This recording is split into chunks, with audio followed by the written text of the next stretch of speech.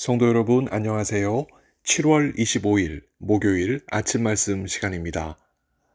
오늘 함께 나누실 하나님 말씀은 예레미야 37장 11절에서 21절까지 말씀입니다. 갈대아인의 군대가 바로의 군대를 두려워하여 예루살렘에서 떠나매 예레미야가 베냐민 땅에서 백성 가운데 분깃을 받으려고 예루살렘을 떠나 그리로 가려 하여 베냐민 문에 이른즉 하나냐의 손자요 셀레마의 아들인 이리야라 이름하는 문지기의 우두머리가 선지자 예레미야를 붙잡아 이르되 내가 갈대아인에게 항복하려 하는도다. 예레미야가 이르되 거짓이다. 나는 갈대아인에게 항복하려 하지 아니하노라.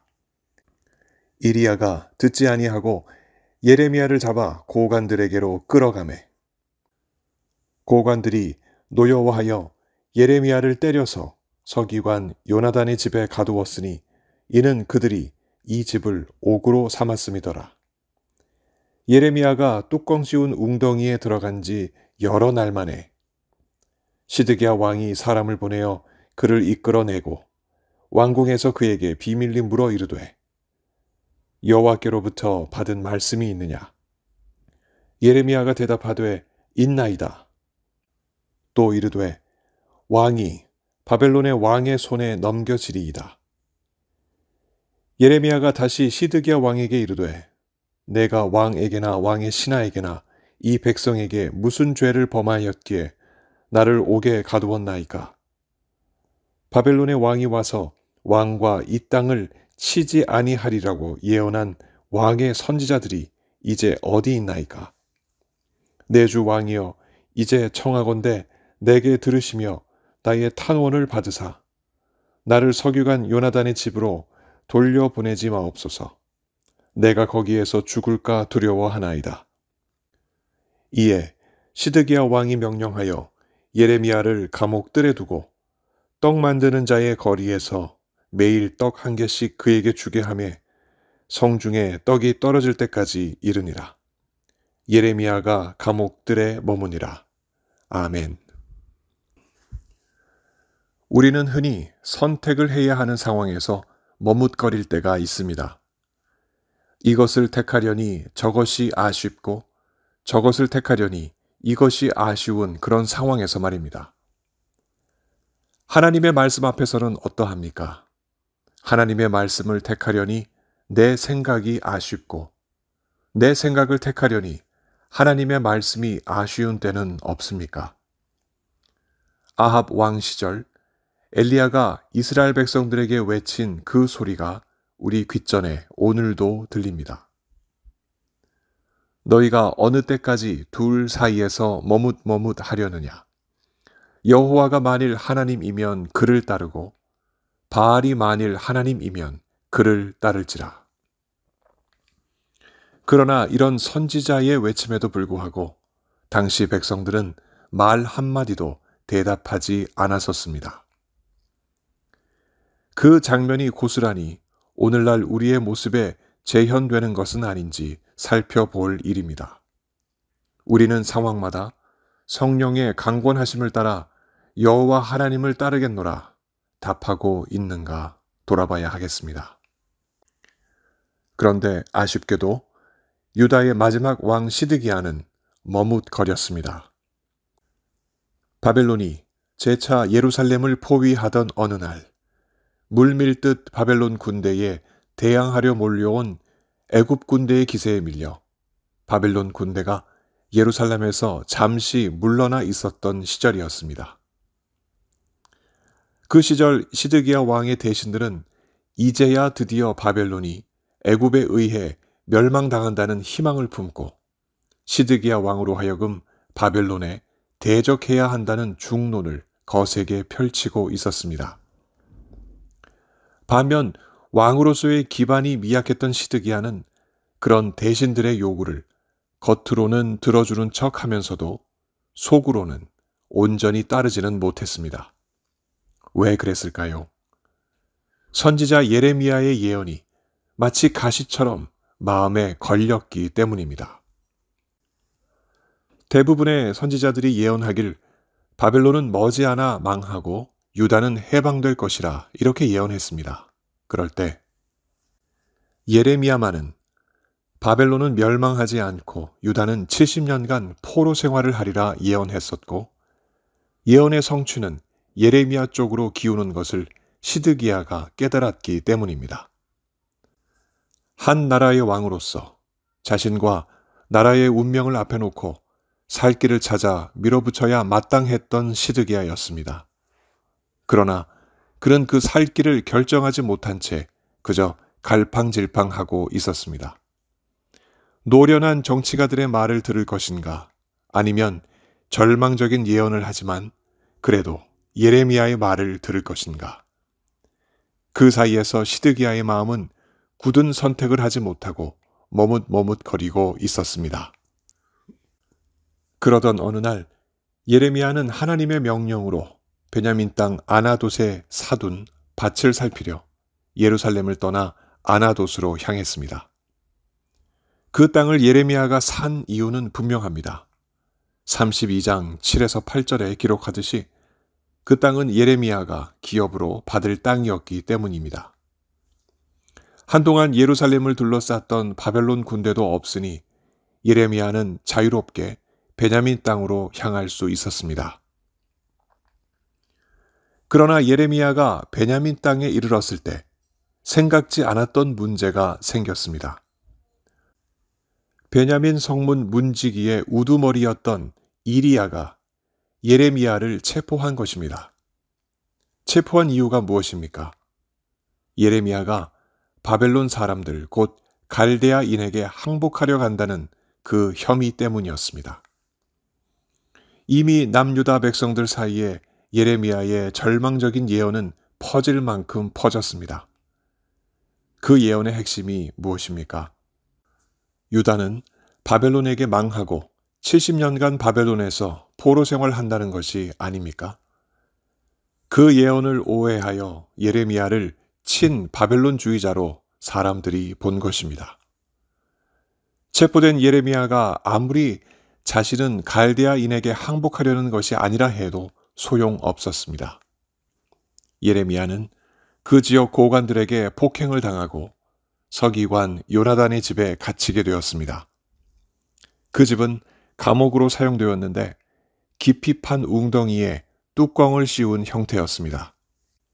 그러니 얼마나 어둡고 습기로 가득한 곳이었겠습니까? 예레미야는 그 감옥에서 여러 날 동안 갇혀 있어야만 했습니다. 이 소식을 전해들은 시드기야 왕이 사람을 보내 예레미야를 데려오게 했습니다. 왜 그랬을까요? 갈팡질팡하는 그의 마음 때문이었습니다. 한편으로는 대신들이 반바벨론 정책을 펴는 상황에서 또 다른 한편으로 예레미야가 주장하는 친바벨론 정책이 정말 하나님의 뜻인지 알고 싶었던 까닭이었습니다. 왕궁에서 비밀리에 시드기야 왕이 예레미야에게 물었습니다. 여호와께로부터 받은 말씀이 있느냐? 이미 답을 알면서도 그 답을 다시 확인하려는 시드기야의 머뭇거리는 마음이 엿보이는 질문입니다. 그러자 예레미야가 대답했습니다. 있나이다. 왕이 바벨론의 왕의 손에 넘겨지리이다. 더 이상 질문을 이어가지 않는 시드기야였습니다. 하나님의 말씀과 대신들의 주장 사이에서 머뭇거리며 시드기야는 그저 그 시간에도 고뇌했기 때문입니다. 그가 머뭇거리는 사이에 예레미야는 신상 발언을 던집니다. 내가 왕에게나 왕의 신하에게나 이 백성에게 무슨 죄를 범하였기에 나를 옥에 가두었나이까? 바벨론의 왕이 와서 왕과 이 땅을 치지 아니하리라고 예언한 왕의 선지자들이 이제 어디 있나이까? 예레미야에게 죄가 없다는 것은 시드기야의 양심이 인정할 일이었습니다. 거짓 예언을 일삼던 선지자들은 꽁무니를 숨긴 채 사라졌고 이제 참말을 예언한 예레미야만이 남았는데 그에게 죄를 물어 옥에 가두는 일은 마땅치 않았습니다. 이에 예레미야의 탄원이 이어집니다. 나를 서기관 요나단의 집으로 돌려보내지 마옵소서. 내가 거기서 죽을까 두려워하나이다. 부당한 대우를 받았던 예레미야가 혹여라도 죽는다면 시드기야 입장에서는 더 이상 하나님의 말씀을 들을 수 있는 통로를 잃게 되는 셈입니다. 이에 시드기야 왕은 예레미야를 성 안에 있는 감옥 뜰에 두고 매일 떡 한 개씩 주면서 그를 보호하기로 결정합니다. 이 결정은 예레미야를 그의 반대자들의 공격으로부터 보호하는 동시에 예레미야를 가까이에 두고 하나님의 말씀을 듣고자 했던 의도가 담겨 있습니다. 그러나 언제까지 시드기야는 하나님의 말씀과 대신들의 목소리 사이에서 갈팡질팡 머뭇머뭇할 여유를 부릴 수 있을까요? 점점 그의 운명은 시시각각 다가오는 바벨론의 위협 앞에서 풍전등화와 같은 모습입니다. 하나님의 말씀과 사람의 견해 사이에서 머뭇머뭇거리며 갈팡질팡하는 태도는 비단 시드기야의 모습만은 아닙니다. 그 모습은 하나님의 말씀의 중대함을 알면서도 동시에 사람의 지혜와 지식 그리고 경험의 중대함도 알기 때문에 어느 성도의 마음에도 얼마든지 빚어질 수 있는 현상입니다. 나는 절대 그렇지 않고 어떤 상황 속에서도 오직 하나님의 말씀만이 나를 주장한다고 말하는 성도가 있을 수 있습니다. 정말 그런 성도가 있다면 그는 참 복된 사람입니다. 그러나 그렇지 못한 성도들이 많은 것이 우리들의 현실이 아니겠습니까? 하지만 그렇다고 해서 갈팡질팡하는 성도들은 모두 시드기야의 운명과 같은 처지에 놓이게 될까요? 그렇지는 않습니다.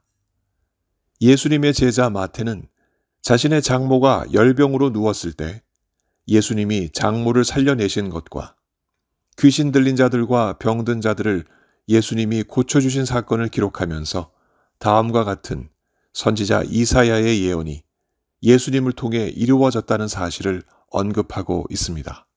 마태복음 8장 14절에서 17절의 기록입니다.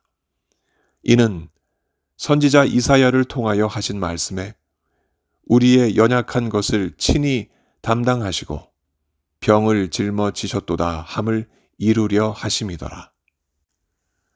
하나님의 말씀에 그 중대함을 알고서도 세상의 목소리를 듣고 그 사이에서 머뭇거리고 갈팡질팡하는 우리의 연약함마저 하나님은 불쌍히 여기시고 예수 그리스도의 십자가 고난과 희생을 통하여 그마저 해결해 주셨습니다.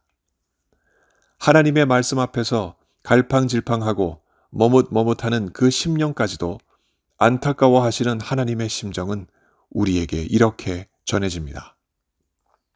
로마서 8장 26절의 기록입니다. 이와 같이 성령도 우리의 연약함을 도우시나니 우리는 마땅히 기도할 바를 알지 못하나 오직 성령이 말할 수 없는 탄식으로 우리를 위하여 친히 간구하시느니라. 우리의 머뭇머뭇거림은 이것으로 이제 끝입니다. 모든 상황 속에서도 하나님의 말씀을 붙잡고 그저 우리는 하나님만 의지할 뿐입니다. 오늘도 성령께서 우리를 도우셔서 어떠한 상황 속에서도 우리가 머뭇거리지 아니하고 하나님 말씀만 붙잡고 살아갈 수 있도록 도우시길 예수 그리스도 이름으로 간절히 축원합니다. 함께 기도하시겠습니다. 하나님 아버지, 세상살이 가운데서 우리가 꼭 듣고 따라야 할 것은 하나님의 말씀뿐임을 저희들 믿습니다. 세상 수많은 소리에 귀를 기울이지 않고 오로지 하나님 말씀에 귀를 기울여 하나님의 뜻을 따라 살아갈 수 있는 구별된 우리의 삶이 되게 하여 주옵소서. 우리의 작은 믿음을 성령께서 불쌍히 여기셔서 지금도 우리를 위하여 중보하시는 줄 믿습니다. 이 믿음을 붙잡고 오늘도 주님 붙잡고 승리하는 우리 모두가 될 수 있도록 성령 하나님 함께하여 주시옵소서. 하나님 아버지, 오늘부터 VBS가 시작됩니다.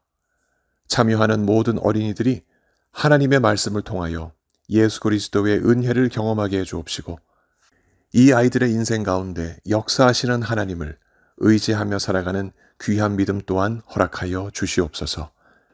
모든 사역을 이끌어 가시는 이강렬 목사님 성령 충만하게 하시고, 모든 스태프들에게, 선생님들에게 동일한 은혜 허락하여 주옵소서. 몸이 아프신 성도님들, 주님께서 오늘도 함께 하셔서 위로하시고 고쳐주시며 더욱더 강한 믿음 허락하여 주옵소서. 오늘도 우리와 함께 하실 주님을 기대합니다. 감사드리며 예수님 이름으로 기도합니다. 아멘. 성도 여러분, 오늘 하루도 주님 안에서 승리하시는 복된 하루 보내시기 바랍니다. 감사합니다.